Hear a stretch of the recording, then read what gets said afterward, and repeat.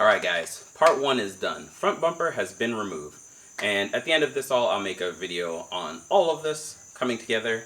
But the next step that we have to do is we got to remove this top half. I'm going to stop here and just say that you don't have to remove the front bumper if you don't want to. You can get to all of this stuff through the little guards that are there, the little plastic guards.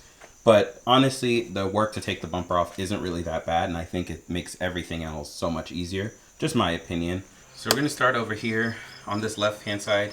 You'll have this little clip right there, 2, 3, 4, and then one more up here. Should be number 5 if this focuses. And then after we get that out of the way, you're going to see there's one more little grommet in here, and you're going to pull this up to remove this piece.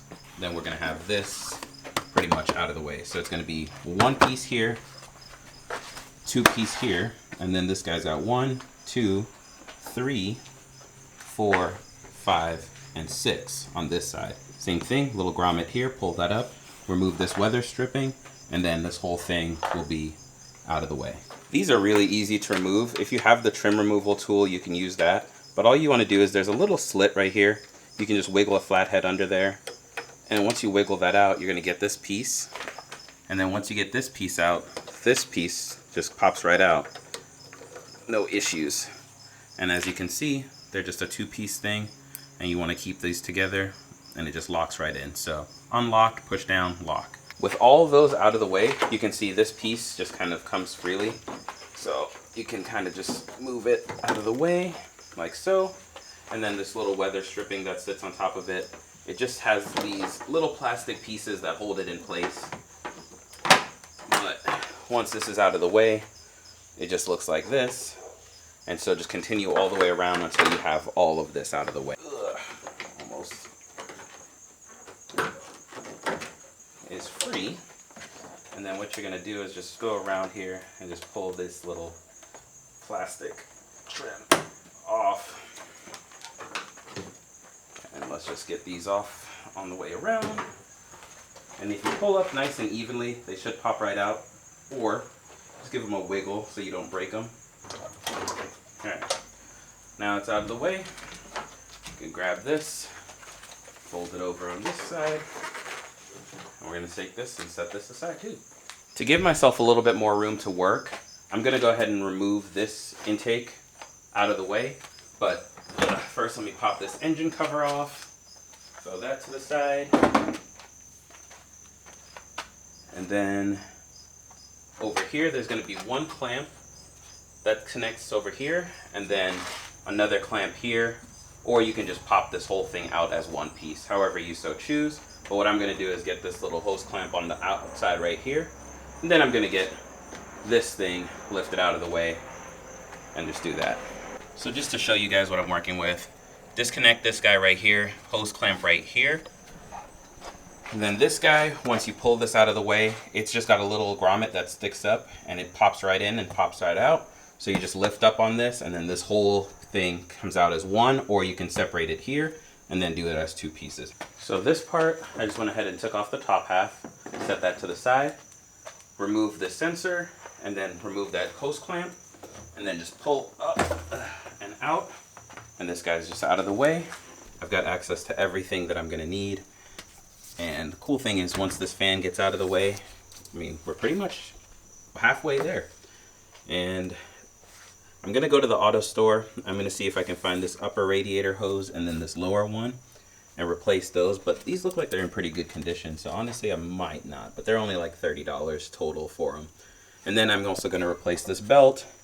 Even though the belt looks good, I'm already in here, so might as well do what I can when I have access to all of this already, right? But the next thing that we're gonna do is we're gonna remove this latch right here and get this loosened. So to do that, you can just push this back here, and then you're going to pull this little cable out from its little housing. Whoop, sorry guys. So you're going to go ahead and push this back this way and try to get this cable from its housing right here and just get that out of the way. So what I'm going to do here is I'm going to push this back, use this needle nose, and I'm going to pull the cord out from its little spot.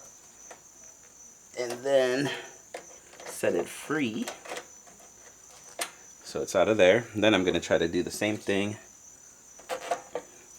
And then now, once you got that loose, this guy just sits here. What I'm going to do now is I'm going to remove this whole tie bar. So one screw here, another one here for this reservoir, same thing on the other side, and then right here for that AC line, oh right here, sorry.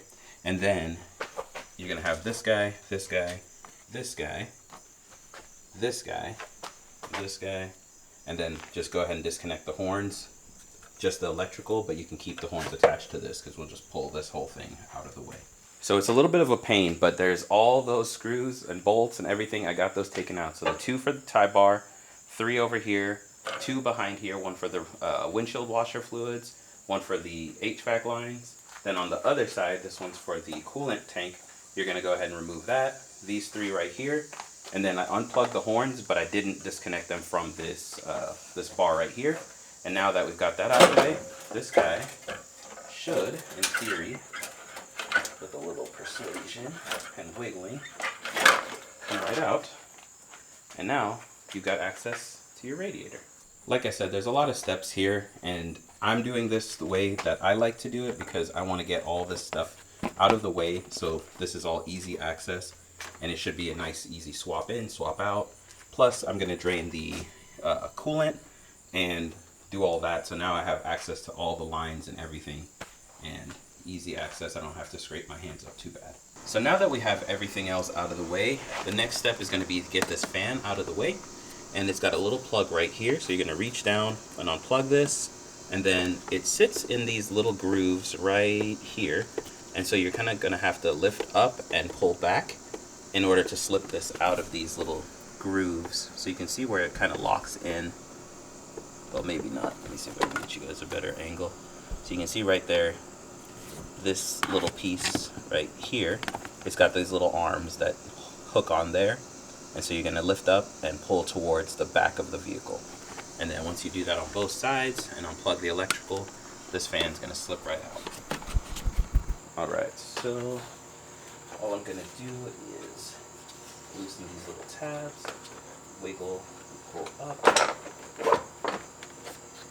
And this should, in theory, be free.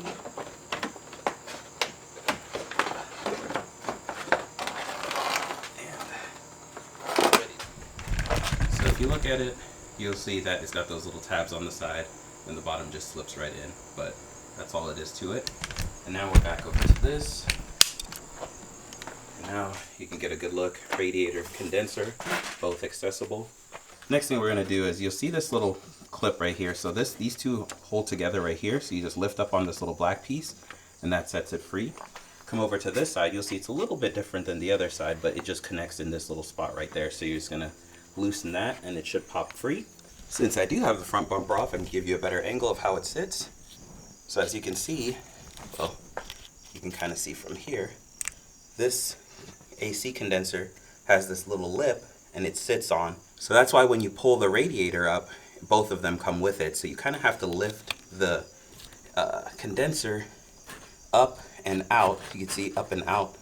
And then now you can pull the radiator out from underneath it and then pull up. So you just release that and then this pops out. You can set these to the side. So this bolt right here is a 13 millimeter. So I'm gonna have and let that drain. There's a little tiny bit of refrigerant in there, but not much at all. If you haven't went ahead and taken it to a shop to have them evacuate and recover everything, then you want to do that. If not, and you know that it's very, very low, like I said, de minimis release, it's just a few little drops. Back here, you're gonna see this little clip and then one on the other side that actually holds the cooler in place on the front. And you don't have to worry about destroying this because this is old. So you're just gonna pull the little plastic back. So I just used this needle nose and just pull that. So to remove these, all I did was take this guy and I was able to pull these little springs out. It won't focus, but yeah, pull these little springs out and then that should set the lines free to just slide out. So now that I've got these disconnected, so what I'm gonna do is I'm just gonna give these a little wiggle and pull out of there. And that should be that. And then this cooler up front, you can see that I've got the tabs off in the back, so that one's already loose there and then loose here. So I'm just gonna take this guy, set it out of the way a little bit there. Sorry about the focus, guys. So take that and set it out of the way, and that's that. So let's remove these lines And you might see a little droplet, but it should be good. And now I've got those lines removed.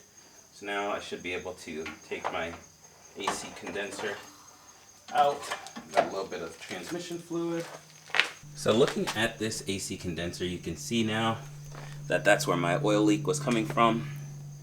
And there's no fixing that, just replacing. So we're gonna have air conditioning again.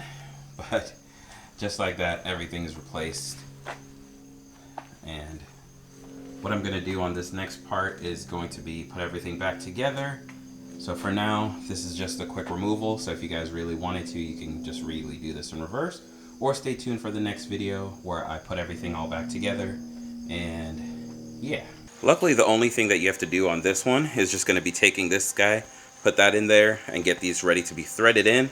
But otherwise, we're gonna reuse everything else from what's on the Jeep. And then we're gonna have to make a spot for the cooler that sits right here. So we're gonna have to figure out where that's gonna go, and we're gonna actually have to push that in and bend these fins just a little bit to get that in. So I'm gonna go ahead and do that, and we'll come right back to it. We're gonna start on this right side. We're just gonna get that connected in. So I've got the transmission cooler lines back on, and just reverse the process, but you wanna put the clips on first, then slide the lines in, those lock in, and then you put the caps on. Then over on this right hand side, if you have O-rings, you're gonna wanna replace those, but get that connected right up there. Other than that, that's all it takes to get the AC condenser back in. So I've got the fan back on. Don't forget the little plug for the fan right back there. Next, we're gonna throw the crossbar back on. Crossbar is in place. So remember, you got this guy, this guy, this guy, one back here. I'm missing this one, but there's one there, one there. You got the two big 13s up front, one here, one here, one here, and then right back here on the reservoir. And that should be all of them. So hopefully I got them all. We're gonna keep on moving. So now we're just gonna connect the electrical for the horns. And then down here, don't forget you got this cable for your release on your latch right there. You're gonna throw that on, and then just do a walk around. Make sure you're not missing any other wires, any other connections that you can't get to. Because I'm getting ready to leak test and start doing some of that stuff once I do this next step. So, you know, just moving along, grooving along, get it done. Here's a reminder for how this latch goes in case you forgot. Hook that in through, push that all the way through, and then use a needle nose or so to feed this through. And remember, you can push this little metal piece back to push the spring and get that in there easy. But connected, done. And I think that's pretty much almost everything other than our shrouds, but I'm not worried about that. So right now what I'm gonna do is I'm gonna get everything connected to a point where I can start this. All right, so remember, loop this into this corner, come all the way around, connect all the little green plastic pieces. This little corner gets tucked in right there. So you got that lip right under there, boom, boom. Trace it all the way around, keep on coming around, keep on coming around. Remember, there's a little green guy, goes around this filter. Then you got another piece that tucks into this corner. Then over here, this piece goes on top of it and then under it, and then through this, in this corner tucked in, and then you got all your screws to put in, and that's that. There isn't really a trick to this. Just watch the corners, line everything up. I use the headlights as my guiding markers, and then just push the clips in. Everything snaps right into place. So just remember, you have your fog lights under there, so if they're dangling in the way, just make sure you don't hit those. And then on the fenders, just make sure you've got these pulled out just a little bit so you can get these nice and tucked in. But otherwise, that's about it. Push in. Don't forget your clips, and you guys are in business. And I did go ahead and I bought some new clips. I got this for like 10 bucks on Amazon. You obviously can go to the parts store and buy a bunch of these, but I got a bunch of them because you never know when I'm going to need more. And it comes with these little trim remover tools, which would have been nice in the beginning. So you can get a nice little set at the auto store for cheap. So don't feel like you have to spend the money to get those. All right, guys, got the skid plate on, bumpers on, everything is nice and tight. Done all my leak tests, everything. And so if you made it this far, once again, congratulations. Hope you decided to do this. Hope this helped at least somewhat. Hit the like button, comment button, subscribe button, all of that good stuff. And I will see you guys on the next episode. Peace.